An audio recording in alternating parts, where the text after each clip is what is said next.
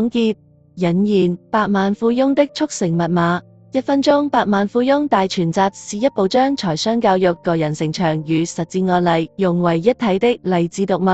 作者梵宇、劉輝並非鼓吹一夜暴富，而是試圖用一套可複製的思維與行動模型，幫助讀者在時間、金錢、自我價值三者之間找到平衡。全書以33章為骨架，從精神修煉到投資理財層層遞進，形成一條1分鐘繼而1分鐘百萬繼而百萬成富翁的上升通道。第一部分，百萬富翁的底層操作系統。1. 精神與品格，財富的錨點。前言首先提醒讀者審視日常開支與慾望，指出放縱即貪婪，真正的富足先從心性開始。第2章強調決策力，智慧與樂觀精神是財富的首要推手。第3章則用古今故事證明，誠信與正直是長久財富的護城河。以內在涵養與熱情、人格的磁場、卓別林忘我精神、菲爾德功成身退等故事說明，魅力來自利他與謙遜。當一個人不計得失時，財富反而隨之而來。熱情被視為點燃事業的阿拉丁神燈，若缺乏熱情，再高才能也難以完全發揮。3. 信念與責任，價值的放大器。從約翰·富勒到霍英東，作者展示強烈慾望加堅韌信念如何撬動資源與機會，而責任感章節告訴我們，財富的入場券是先對自身、家庭、社會負責。第2部分，百萬富翁的行動與思維工具。1. 勤奮與時間管理，現金流的源頭。蓋茨、菲奧里納式的高強度工作證明，勤奮仍是創造價值的最可靠路徑，但勤奮必須配合策略，否則容易陷入越忙越窮的怪圈。2. 思維訓練與財商教育，錢袋與腦袋同步鼓脹。作者反覆指出，窮人與富人的差別在思維方式。財商課程能夠彌補智商、情商的不足，是普通人躍遷的捷徑。從你喜歡做的事上賺錢與用專心加恒心打開突破口2章強調，興趣匹配與專注複利。當你熱愛一件事，堅持本身就是回報。3. 創業與冒險，放大收益的槓桿。創業章節給出找痛點、組團隊、做調研、控風險的4步框架。冒險章節則提醒，保守同樣付出機會成本，真正的風險是不敢行動。4. 機會識別，在隱形線索裏淘金，留意並抓住每一個機會。1章引用巴菲特名言：成功等於99%準備加1%機會，強調厚積薄發的重要性。第3部分，百萬富翁的財富管理藍圖。1. 理財規劃，讓金錢成為賺錢機器。作者建議先做資產負債表，再分短期、中期、長期目標，同時用兩抽屜法多信封法控制衝動消費。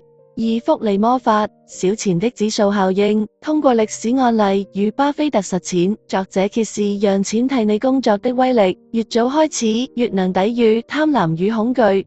3. 節儉與債務管理，堵住財富漏洞。沃爾頓的簡樸生活說明，節儉不是犧牲，而是為投資騰羅更多彈藥。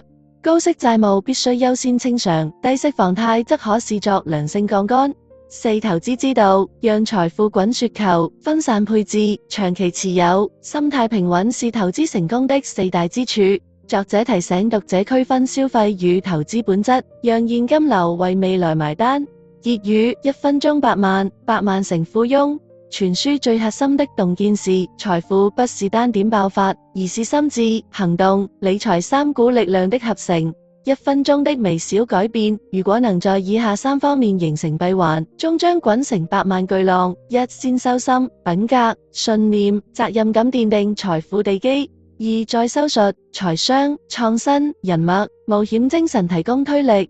3. 最後守成，理財、節儉、投資，讓錢為錢埋單。作者並未提供萬能公式，而是用大量真實故事告訴讀者，成功可以複製，只要把時間、金錢與熱情投入到同一條上升曲線上。當你能在1分鐘裏清晰說出自己的財富方程式，百萬只是起點，真正的富足才剛剛拉開帷幕。應用篇。要把1分鐘百萬富翁真正變成口袋裏的致富說明書，需要把書中的理念拆解為可操作、可復盤的日常動作。以下方案以心智、行動、理財三大閉環為主線，結合時間維度細分為每日、每月、每季度與年度復盤，幫助你在現實生活中落地。一、收心，先把自己調到百萬富翁頻段。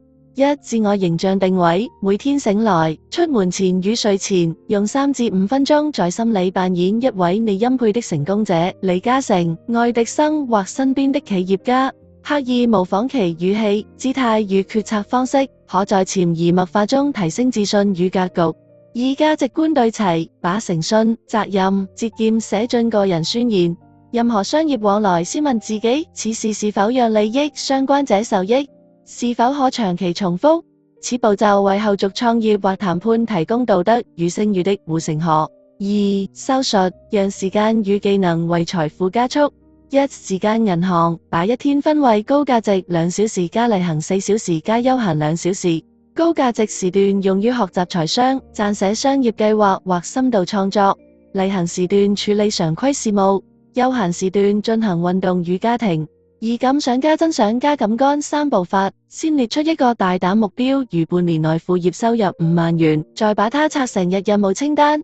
當遇到瓶頸時，回到我到底真想不想這一問題，重新校準動機。3、財商課程與技能福利，每月至少完成一門線上或線下財務、營銷或編程課程，把所學立即應用於實踐。例如學會數據分析後，為小店做會員復購模型。3、守成，讓錢替你工作。一、資產負債表與2抽屜預算，先記錄所有現金流，再把收入分為先儲蓄或投資20%、生活開支50%、靈活消費30%，用分離抽屜法或順豐法控制衝動消費。二、先租後買，當考慮商鋪或其他固定資產時，先以租用方式驗證市場需求，再評估是否買入，從而把試錯成本降到最少。3、投資組合，按照分散加長期加心態平穩4原則構建賬戶，40%高分紅股加30%指數基金加20%債券加10%現金，每季度只允許1次買賣動作，用紀律對抗情緒。4、複利加速器，把每年年終獎金或稅後利潤一次性投入指數基金，假設年化7%，20年即可實現3.8倍收益。越早開始，時間就越能替你賺錢。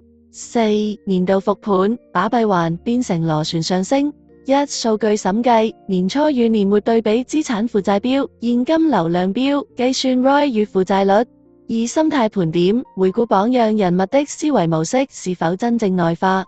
若信心不足，重新選擇一位更貼近當前階段的角色。3、策略迭代，結合市場變化微調投資比例、業務重心與學習計劃。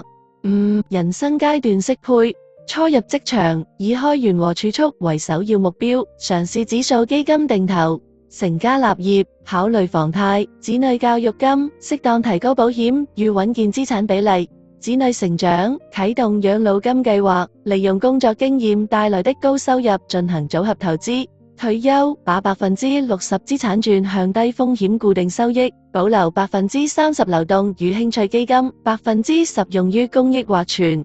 當每日心態校準，每月技能升級，每季度資產審視，年度戰略復盤的節奏形成，書中的理念就不再是故事，而是一條可以複製、可持續放大的財富路徑。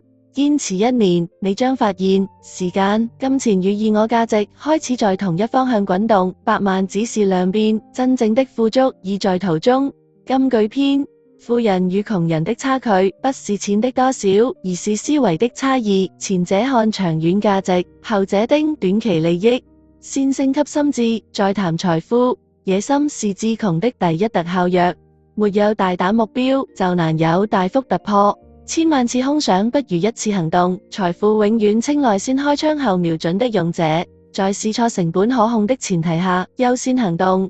如果你沒有持有一種股票10年的準備，那麼連10分鐘都不要持有這種股票。投資前先問自己是否願意長期持有，不要光盯着錢看，把注意力放在價值創造，而非數字本身。創新思維決定財富天花板。